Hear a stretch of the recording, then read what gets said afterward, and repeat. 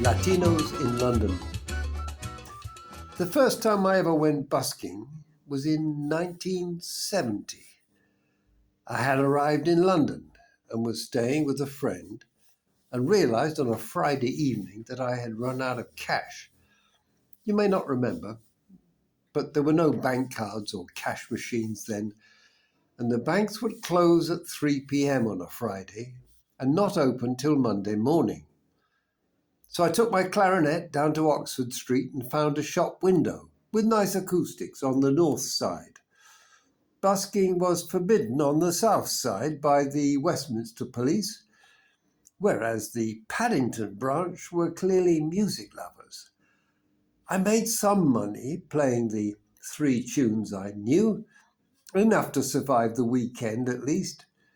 Then an old guy on crutches passed by and put a threepenny bit into my case. I said thank you and carried on playing.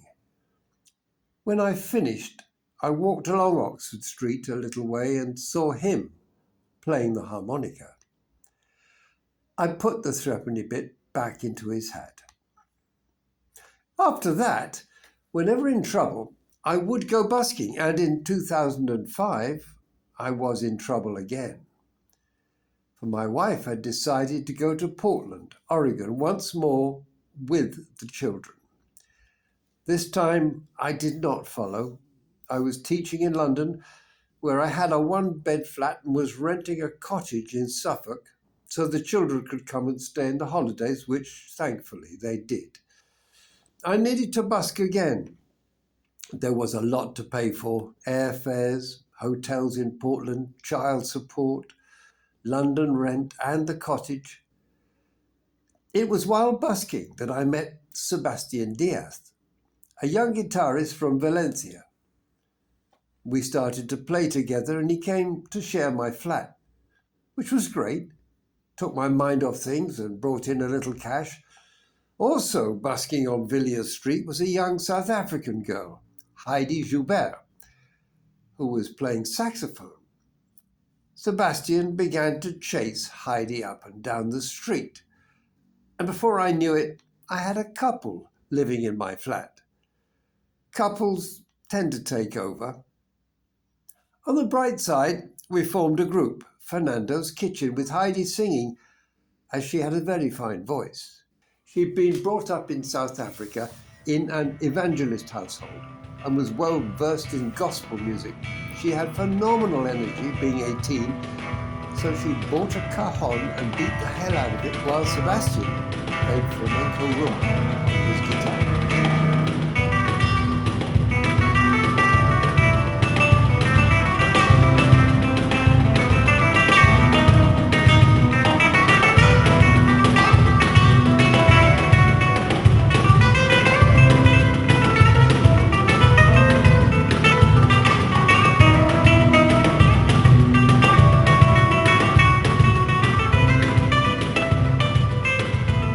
Few gigs, and it was fun.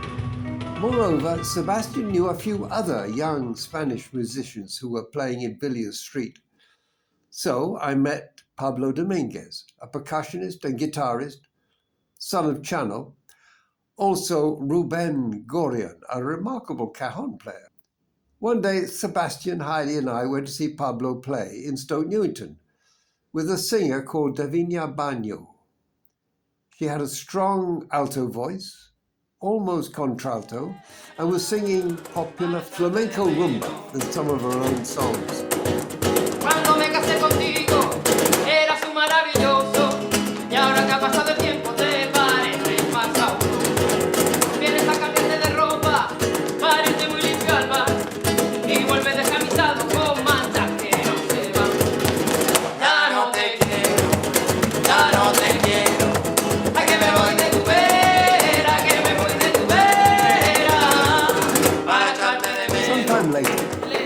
we were busking in Vivian Street, Pablo said he had a gig in a little bar called the Oasis on Green Lanes. Having nothing else to do, I drove him, Ruben and Davinia up there and watched them play. They asked me to join in on one or two tunes. This was a tryout gig, but the owner was impressed and offered them a weekly Wednesday night. Word spread, and a crowd of young Spanish people began coming regularly. This was a great time for young Europeans in London. Then more musicians appeared. Corey Matas, a very gifted pianist. Joe James, a college-trained bassist. Jackson Scott, an eccentric British guitarist and singer brought up in Madrid. Canty Quena, a Peruvian who played the quena, a bamboo Peruvian flute. Adrian Tabu, a flamenco and rumba guitarist. And finally, Ayose de Alejandro Lopez, a talented and experienced drummer. All just seemed to appear by magic. Soon the place was heaving. Then I joined in where I could. The music was bursting with life and imagination. It seemed to grow organically, week by week. I was excited to be there and jam with them, but I didn't think I could be a real part of it. I couldn't speak any Spanish, and they were mostly in their 20s, and I was turning 60.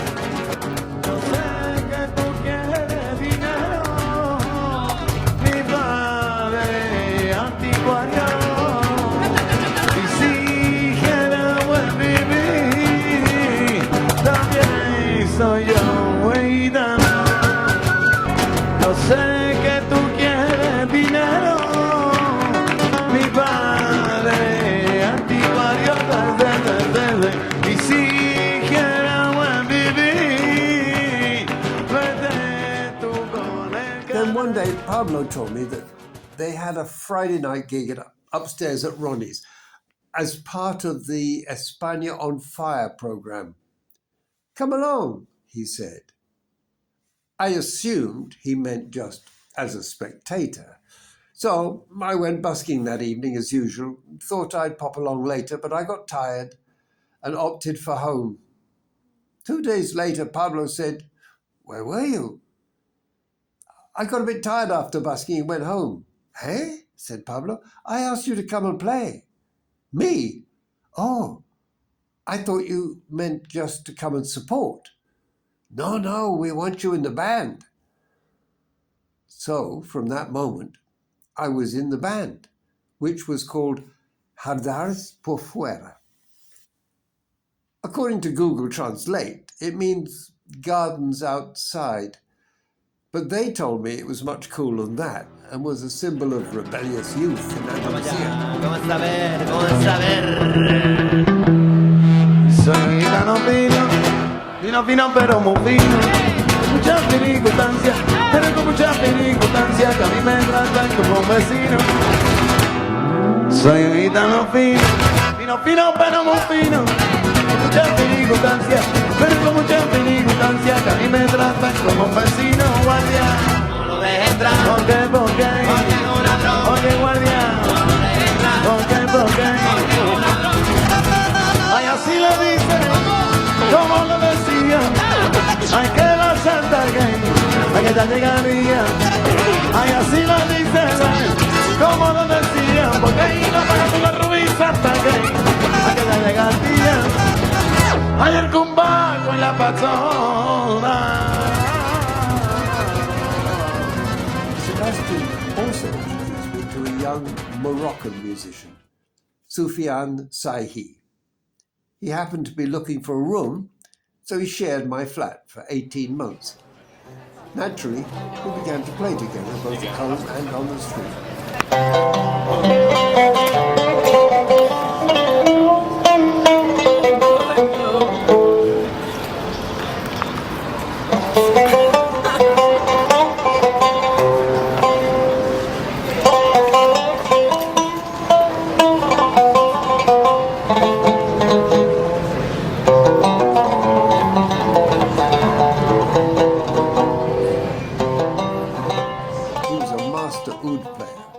And we soon found material that we could both do, mostly in one or two minor keys. One day I asked him if he knew any other keys. About 200, he replied. But when you play with me, we're always in A minor or D minor. Yes, he said, but it would be difficult for you to play in most of the Arabic scales because there are so many quarter tones.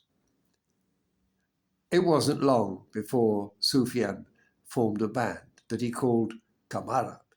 I was in it to begin with, but I found not just the keys, but the Moroccan rhythms difficult to grasp. By this time, I'd met a young Japanese clarinetist, Haruna Komatsu, who had helped me with the composition, and I suggested she take my place in the band. A wise move as it turned out, as she proved to be far more musically adaptable than I could have been.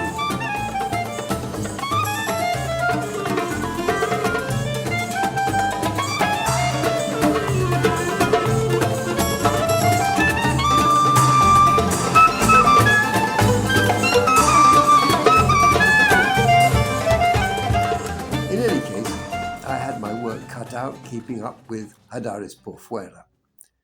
Everything seemed to be inspirational and created from scratch. Soon, the band was getting gigs all over North London. Thanks to its Spanish following, some empathetic Turkish bar owners, and the encouragement and support from Callum Simpson, the founder of Movimientos, and Carlitos Nino, the founder of Latinos in London. Both these gentlemen were instrumental in creating an environment in which Latin music could flourish in Britain, and they did it more for the love of it than anything else.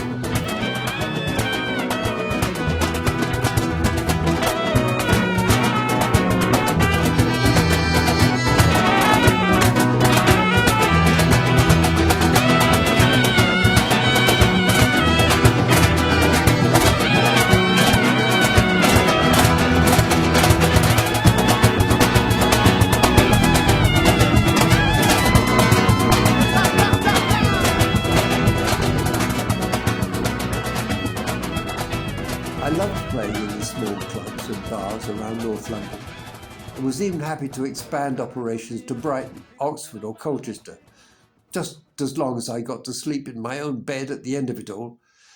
But soon Hadaris was playing festivals.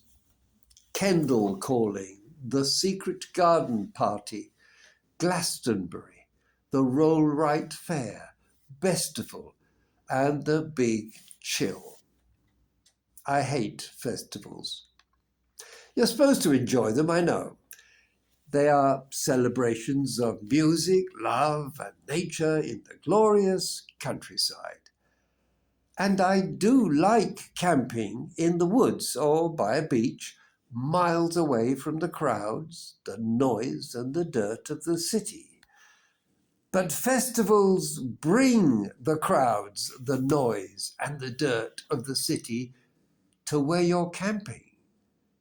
The entire population of Shoreditch and other fashionable gentrified districts will descend on a vast field, and all will camp and shit in the same place. The smell is appalling, and the food that winds up in these places, ironically called street food, is very expensive and cooked by people who are using the same disgusting toilets. You might just as well camp in Brick Lane.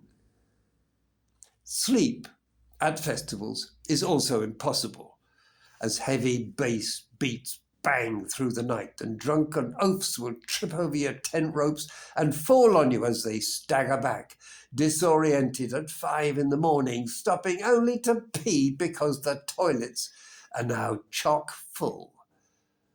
Some of these grotesque bacchanal are conducted in the pouring rain. Fields become seas of mud.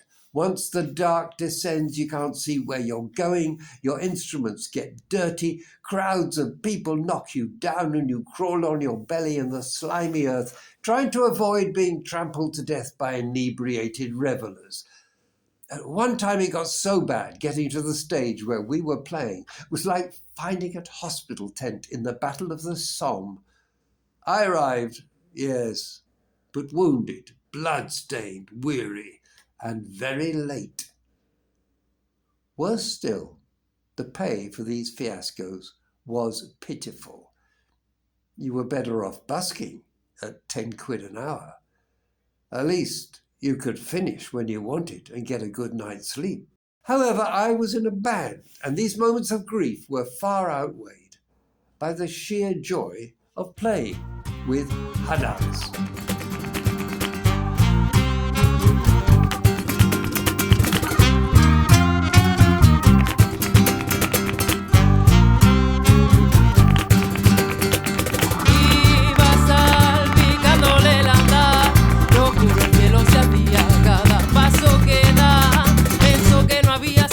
Para su corazón de lágrimas, no consiguió ahogar su pena, eterna mueca de lástima. Pidió una señal al cielo mirando la luna de plata. Pensó que apareciera un caballo y lo que pasó fue una rata. Iba salpicándole el andar, y oscuro el cielo se hacía cada paso que da. No tuvo cuidado en la vida y todo se le fue de las manos. It was the summer of 2010. And my daughter was staying with me for the holidays. Hadaris was to play at the secret garden party on the Lizard stage. Who thinks up these names? No doubt someone well versed in Edwardian children's literature. The secret garden party wasn't a secret. It was very well advertised and cost a great deal of money to the happy campers. It wasn't in a garden. And I didn't see any lizards, even on stage. Ignoring my caustic cynicism, we drove up with 2 of the Hadaris band. It was down to me to pitch the tent. Eventually all was done, and after the gig was over, I was quite happy to call it a night.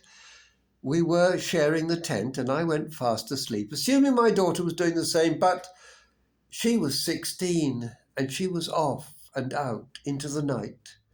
To her, the secret garden party was indeed a party in a garden that was secret, full of surprises and mysteries, and she wasn't going to miss them. The next day, she told me how she had found all the Hadaris crew round a campfire, singing and playing flamenco and rumba all night. Her eyes sparkled with excitement. I didn't know it then, but life for her was never the same again. There are moments of magic in life. They don't happen very often. On Wednesday the 3rd of November, 2010, I got a call from my daughter saying that things were not working out for her in the United States, and she had agreed with her mother that it was best to come back to London. I immediately sent her a plane ticket for the 5th, and she arrived at Heathrow on the morning of the 6th. Sereta was now on a steep learning curve, and it began with GCSEs.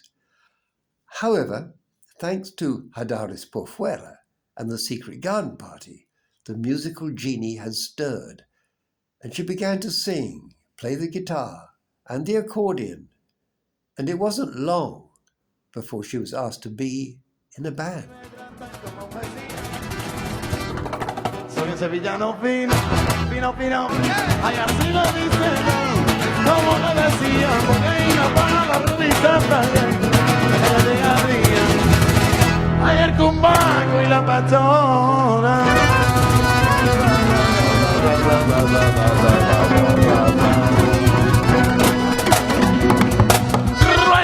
Ya se va, se va el cumbaco ya.